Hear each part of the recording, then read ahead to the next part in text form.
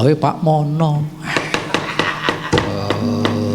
Karo sing pojok kae, kae kudu kae. Sing wae kae ya wis ngono wae, tak bali to.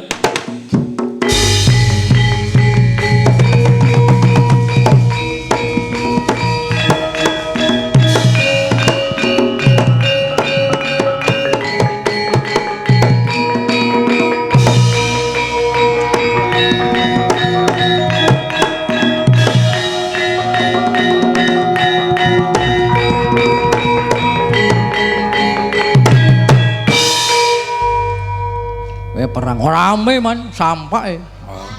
Ora kemringet mawon. Wis nggone umek ra ono kipase kok. Kita mameng ulem-ulem. Mboten.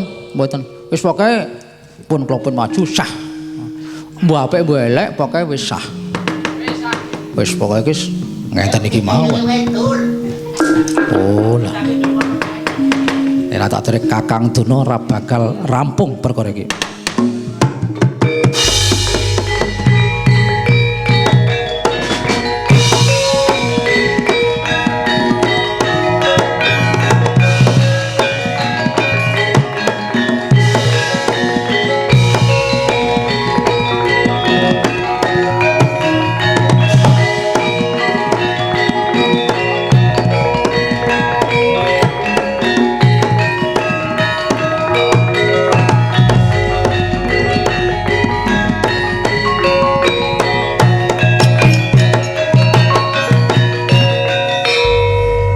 Panalinganira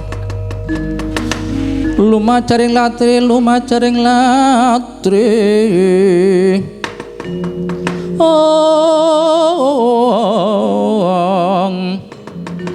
jinanda sang tresna jemena kapisanan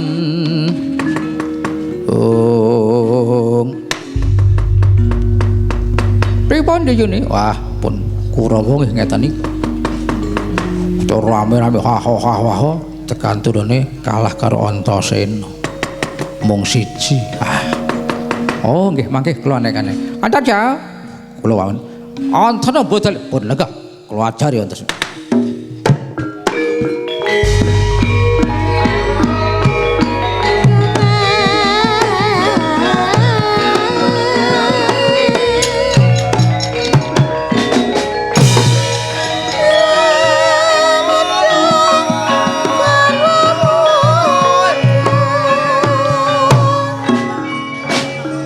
Niat kula duh. Oh lah ngaten. Mati Antasena kebenaran. Mati Antarja kebenaran. Mati kabeh ndalang dhewe kula.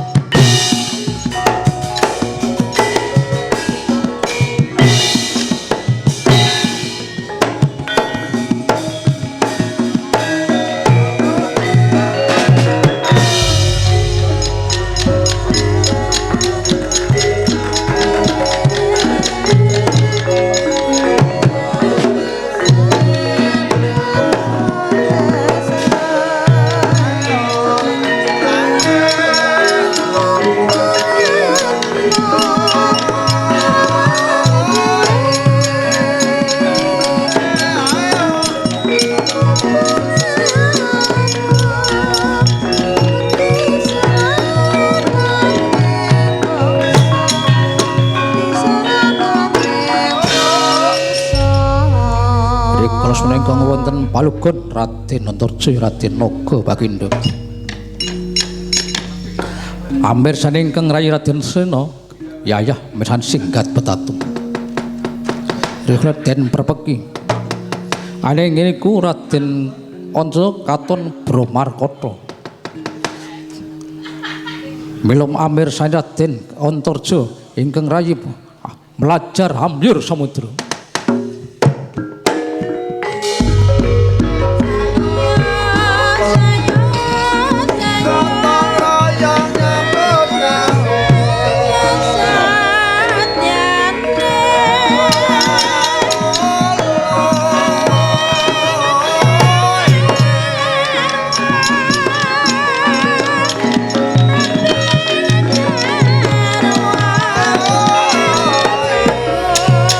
Aduh terus.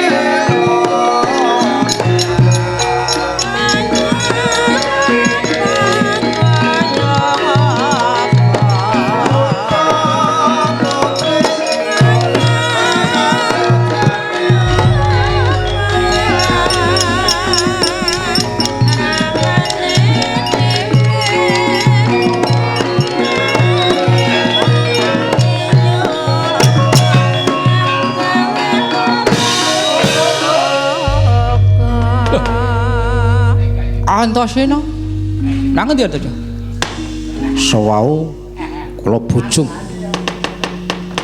kula mboten mentala kula badhe tegel kali Antasena kula badhe tubruk melajar lah menika ambyur segara mati Antasena dijene kula wani antara mati ceker segara mangke rumiyin njenengan niku diarana bodho wong pendhita ning pendhita kok ya bodho lho nalanipun pripun Antasena niku putu Sang Hyang Baruna nek nyegus niku kaya dene bali nang omahe oh iya ya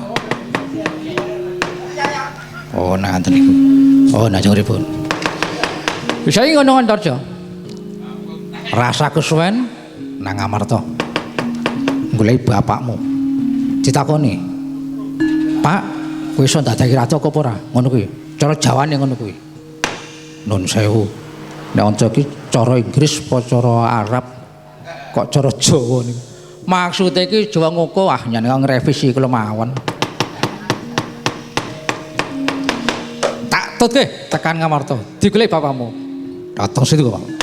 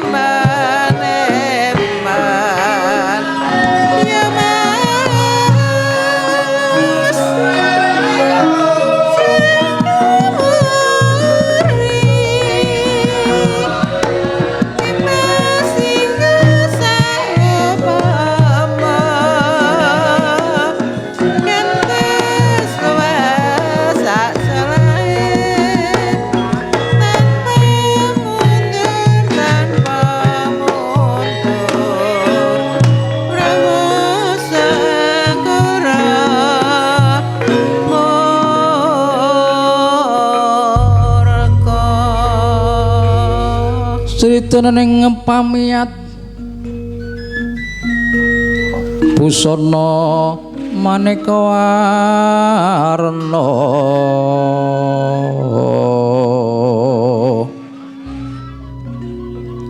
renggeng kencana bra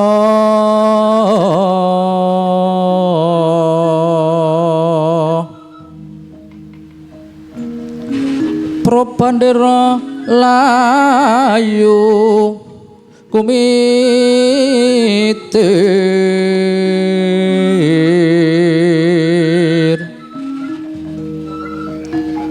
sinerang pandresing maruta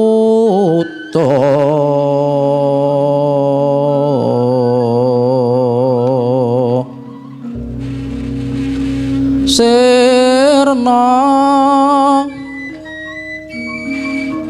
ong kumaraning wiyat mangkyan kumlepeting truaja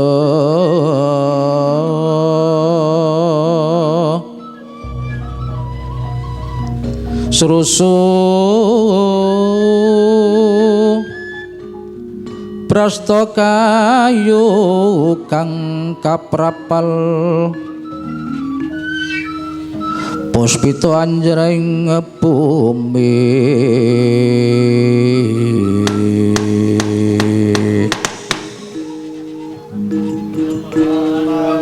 berkat yo pengangin kusilo biar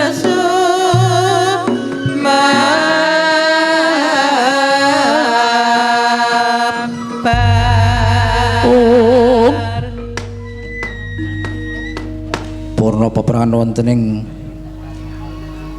tepining wana ing kising samudra ing kasatriyan jangkar bumi. Pungkasane ngriku Raden Sedyen bujung marang ing Raka Raden Antarja saiki ambyur ing samudra. Datang samudra ingkang dados jangkeping lakon adeking kraton Simbarinten. Prabu Dewa Pracona Nalendra kang amuka raksasa kang genikun sak gunung anakan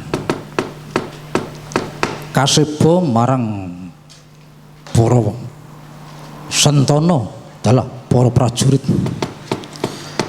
ngaglahing palenggan dasing niku Nalendra kang sekti mandraguna.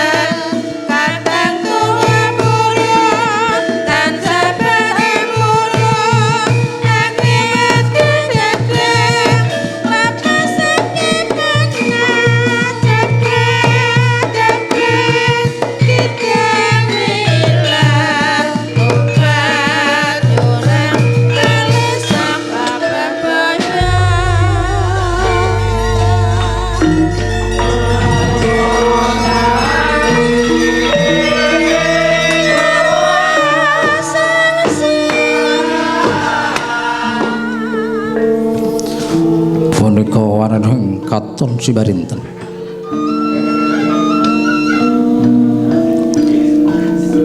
Kraton kang kondang wingi kapati-pati. Gedhe panguasane, jembar jajane.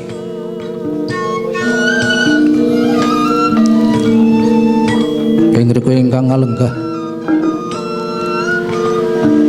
dampar ing kencana Kraton Sibarinten. Nlendra kang gerek sak gunung anakan. Jejuluk Prabu Dewa Pracana.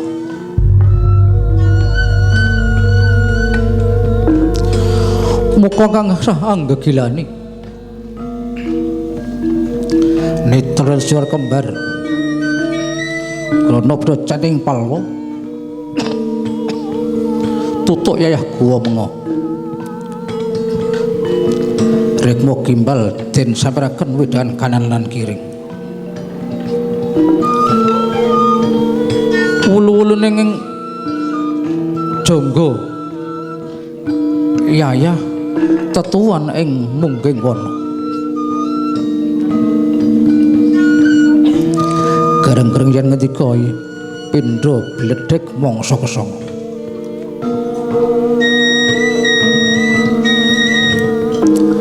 Ing riku tasih kepareng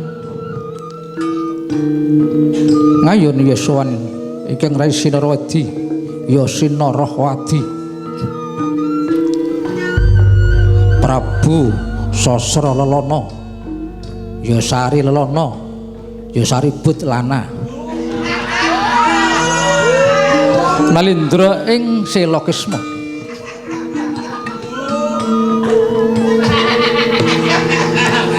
Ingkang punggelan Repatih ugi ing riku Gandhara sak gununganan gedhe. Ingkang sarwa ageng, netra ageng, grana ageng, asta ageng. Mboten namung niku, ali-aline ya ageng. Ingkang aran Kalyaksa ya Ditya Kala Subagya.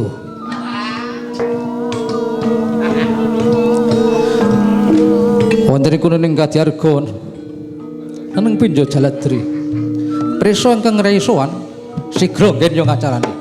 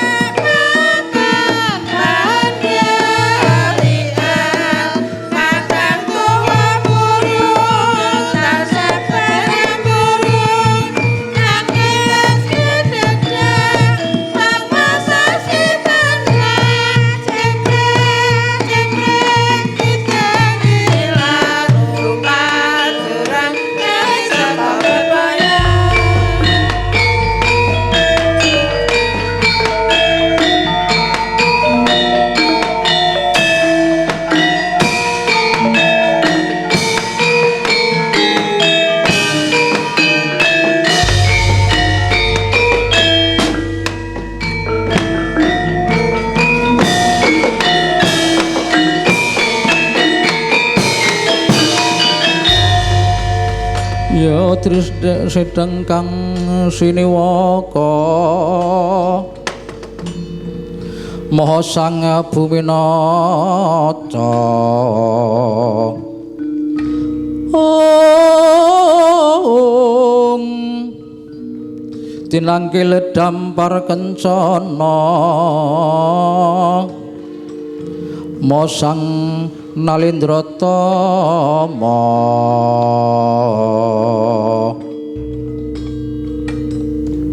Upra pusananira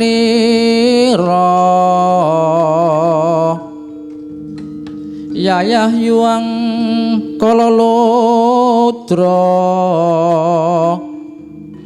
Om Sini wahing tinju maya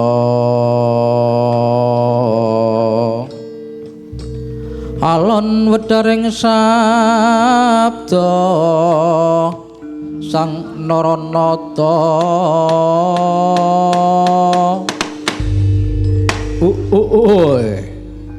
wis lanang cik-ciken ate wonten paring aduh Kanjeng Sinuhun pepak kabeh perbajut wah ingetipun abdi sampun boten ngujiwani sawanten perdamel sampun syaga Kanjeng dadi wah syukur biasa supaya padha srep sawetara aku bakal wawancara marang adikku kang kinasih terus magen Kanjeng Dadi Yai Sasra Lelono nuwun pariwanduh Koko Prabu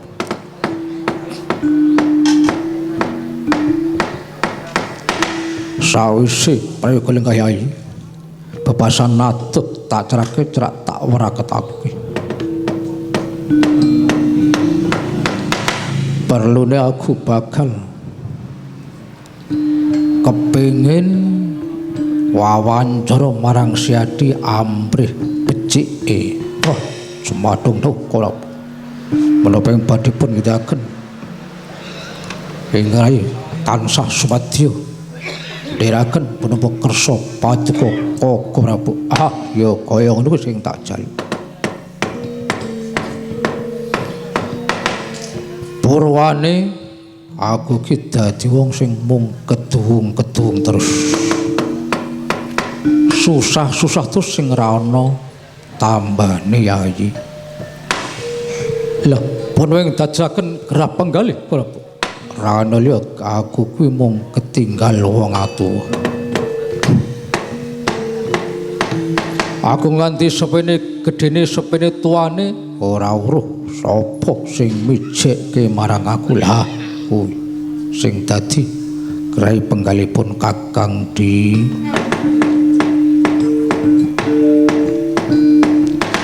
nun sewu Prabu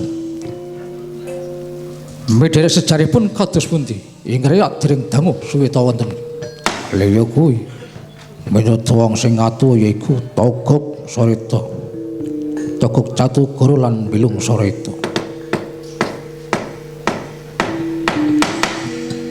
Kanjeng Rama sing ceku yaiku Prabu Naga Pracening rikala semana ngramaning Kahyangan Suralaya kepengin dhaup marang widodari kabeh diorana sing menang mungsuh karo Kanjeng Rama Naga Pracana ananging ing kono Jawata Pintosa Satira Marcapada bocah nom-noman sing jenenge Gatutkaca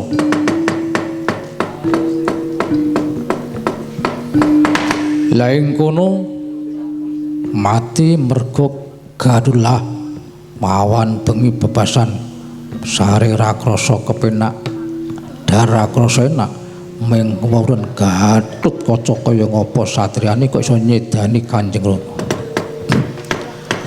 mula di tak jaluk tendakmu sak jangkah kringet stepkes bebasane dewangi goleki sing jenenge Gatutkaca ora legur ora iso keset mestakane Gatutkaca iki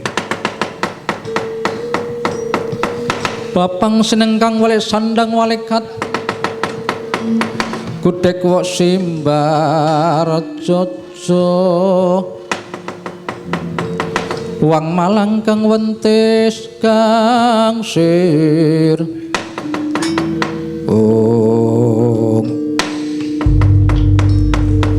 Nunsa Prabu upami pengrai badhe nderek matus kecup dari martos wonten pundi papantunipun ayo iki nang kraton Ngamarta yen ora ngerti Togog diamrit dados kawula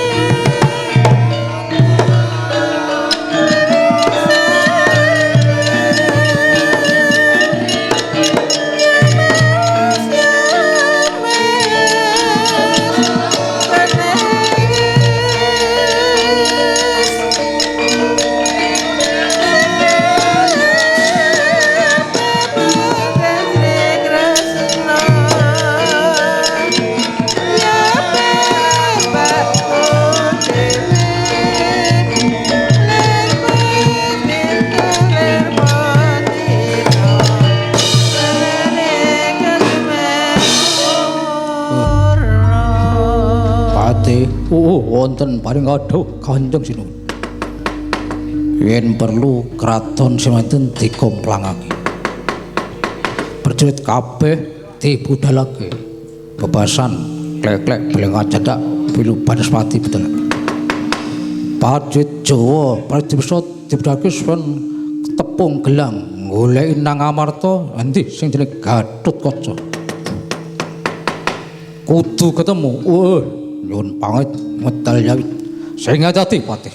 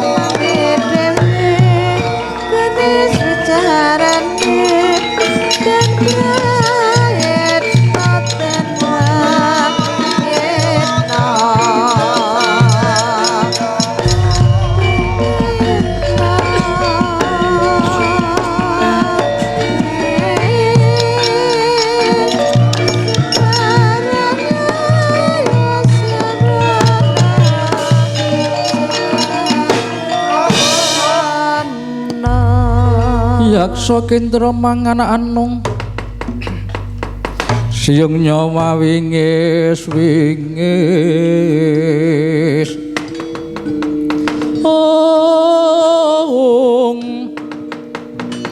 Nitra lir surya kembar kereng-kereng yen ngandika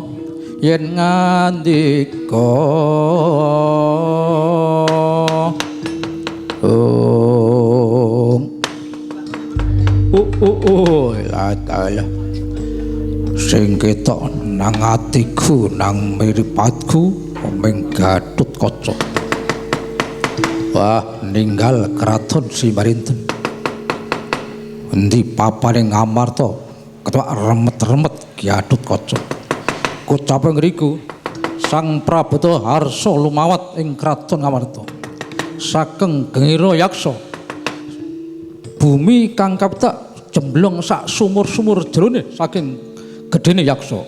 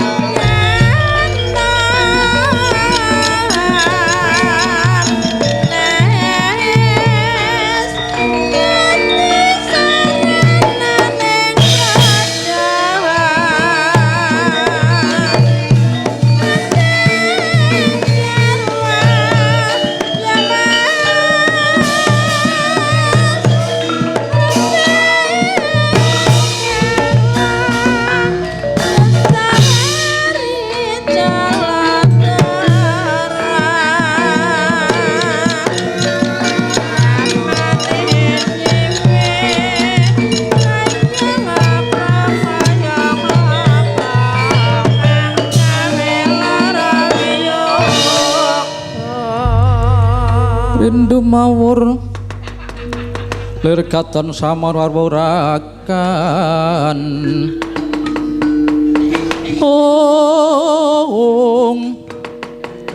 tengaraning prajurit gong maguru gongso swara tetek lire putul-putul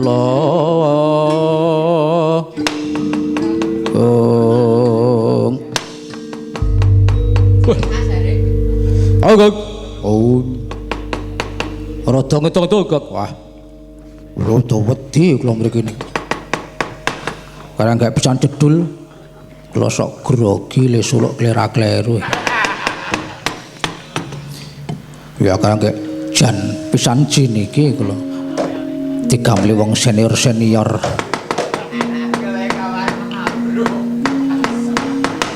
wis biasane latihane apik-apike suluk gagah mletho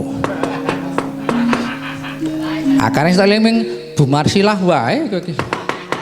Karo sing nuturi Bu Marsilah wingi. Ora ngono kuwi lho.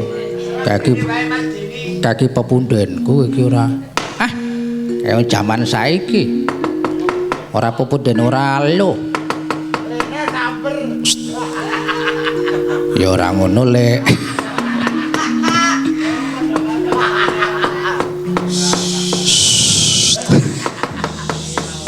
Iki akar pomong ora? Ah mboten sah ra apa-apa kok. Wong dalange iki sampean kok omong ora. Pun ngawe kula ajeng tindak pundi sane. Nang kamar Gog. Perlunipun golek sendiri Gatotkaca. Ajeng tinapake. Dipateni. Ngelengkor. Alas ora bakal iso.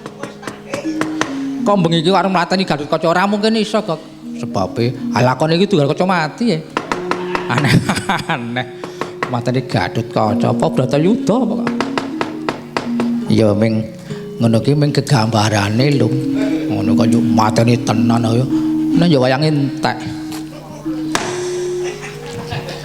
metu mati metu kayak dikeguyu karo Mbah Jalatunda. Mamerga karso nyedani ramane pepundhenmu ya Gustiku Prabu Dewarajana nun sewu luwih ngerti kula kalih sampeyan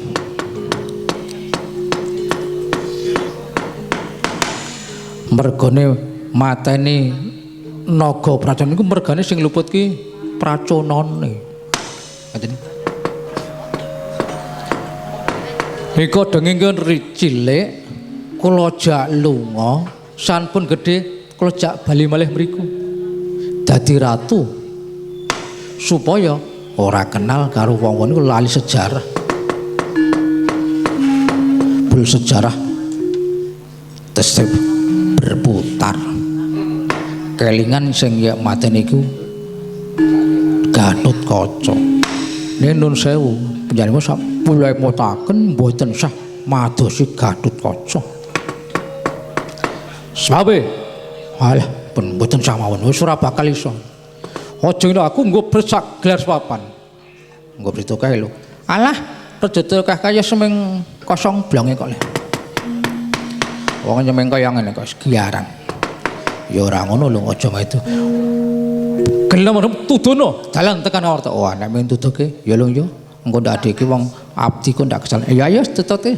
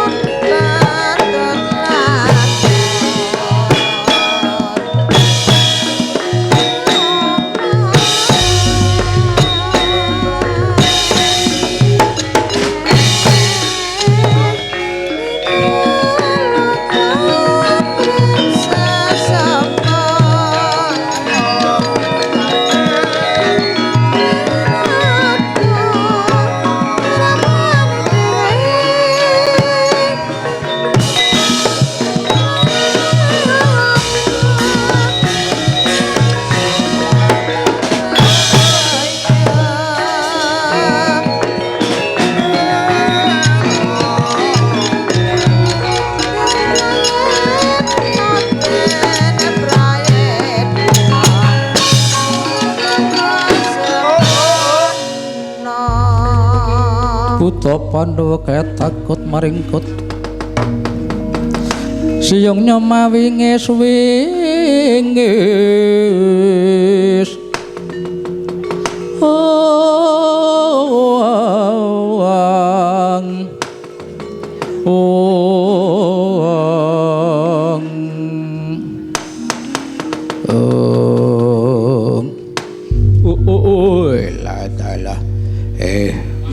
jenengmu sapa Praja Anyar? Nunggal semi kalih Mbah Jaletunda. Apa kula Deja Rujak Beling alias Dedya Kala Rizky Saputra. Sing ana mburi sapa? Kula pun Dedya Pantek Aja alias Dedya Kala Sumarno. Sing namburi kae kula Dedya Rajekesi alias Kala Subagya. Sing mburi dhewe pirang-pirang wah nika ya kathah nika wonten Dedya Kala Nur Kulis. Ketok wonten nika sing Gagaira Jamak sing wingi tas ndalang nika rawane matur akeh ngedram ndak diklerokke le ngedram. Nampa dawuh sing lihabet taus pundi ning Wate Ndarah Pratisan nepung gelang ing kraton Ngamarta. Wasipun mulai jenjrik Gatotkaca. Wah lha ingkang dipun dawuh kabeh mangkat bagian sing sih urip mangkat bebasan sing dicelamotut krasa panas kudu mangkat. Wah dateng sedek dados lajeng pinten sak ketemune mulai Gatotkaca upami ketelasan tedha Njarah Rayah Pratisan upami inget bicara boten wonten pangan wonge lah upami sing rondo pangan sisan. Wah iki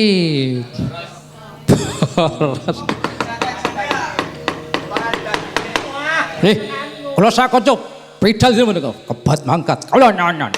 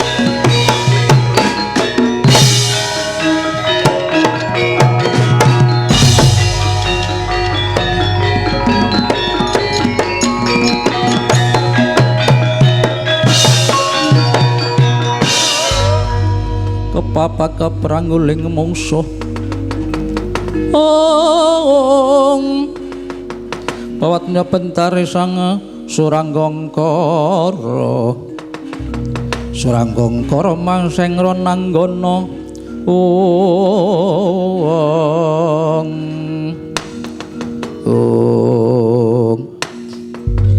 wah ya gadodo iki ketemu wong disimpahi kok ngadani sapa iki nang laladan negara Ngamarta tapel wates karo negara Dwarawati ono Nalendra ngirit Parwati biala menyang endi jenengmu sapa Nalendra ing Silakesma Sasralana jenengmu sapa arep menyang endi jenengmu sapa arep menyang endi aku Mawadya Bala Saglar papan luwih kraton Ngamarta golek sing jenenge Gatotkaca jenengmu sapa yen tuwa tok kapake ora ning ya ngaku to Mas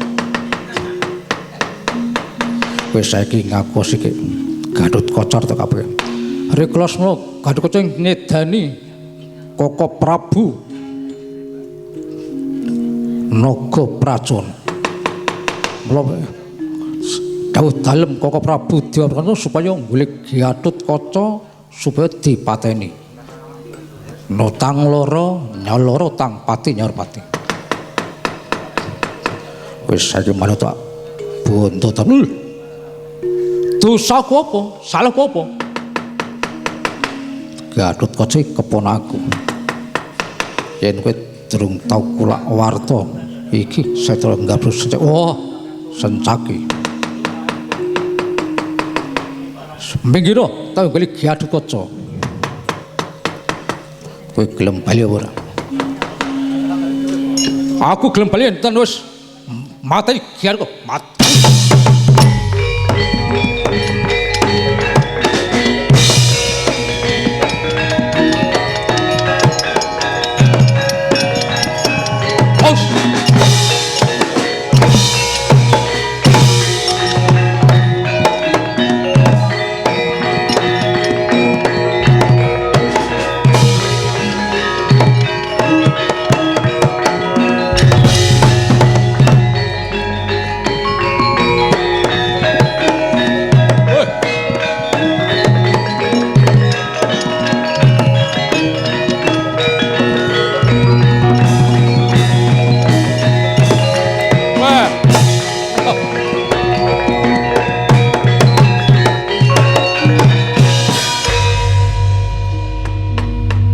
rame-rame ngopo Kang? Wambuh ki. Do sambat. Ning seplok kaya ana daru beksi. Keterangane apa? Lah kuwi kok bathuke menyonyong. Kenging napa sih? Wah, aku ketemu jenis sencaki. Waduh. Sencaki yo. Jinan bloko. Bloko yen tar goleki Gatotkaca. Oh, wis.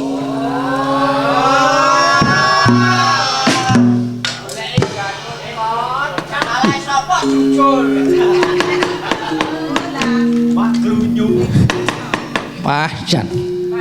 Ngapunten nggih. Siji Gatotkaca niku rak wong sing pinunjul. Lah sencaki niku ki mak cilike sampeyan. Pun jane ngaten, kondur mawon nika terus dojak bali terus mangke ketung-ketungan. Oh niki tekan jam 2 kontrak iki. Oh, ane kene wis setengah 1. Apripun? Wah. Wis, kowe mundur jale sencaki.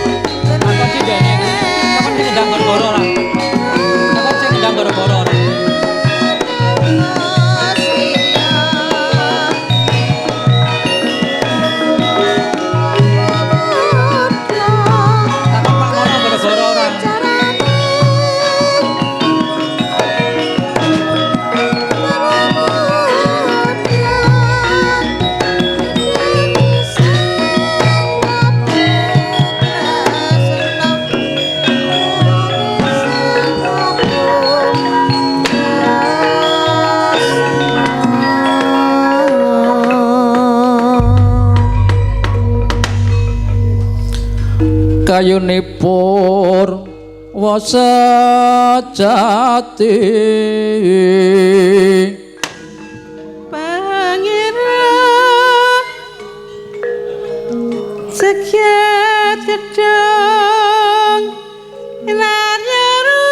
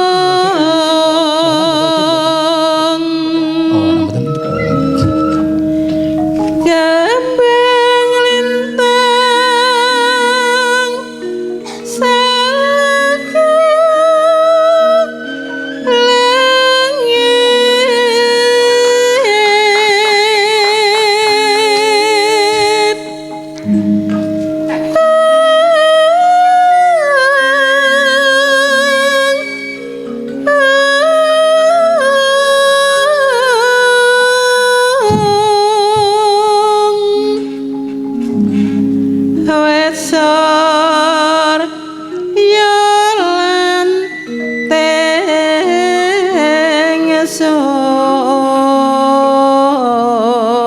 tengesun kasiripun lan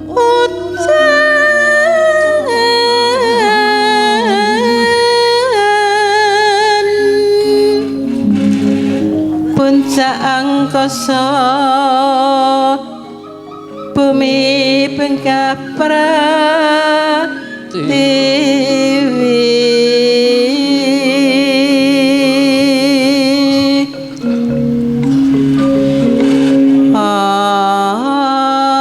ayate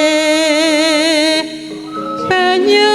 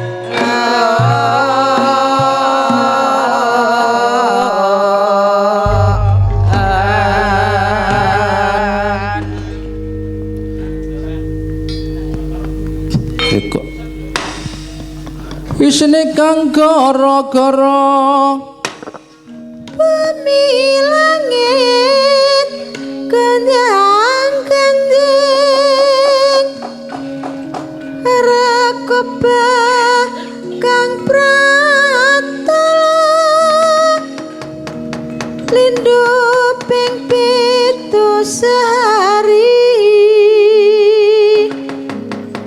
umap kang jaliti ku maludok ketur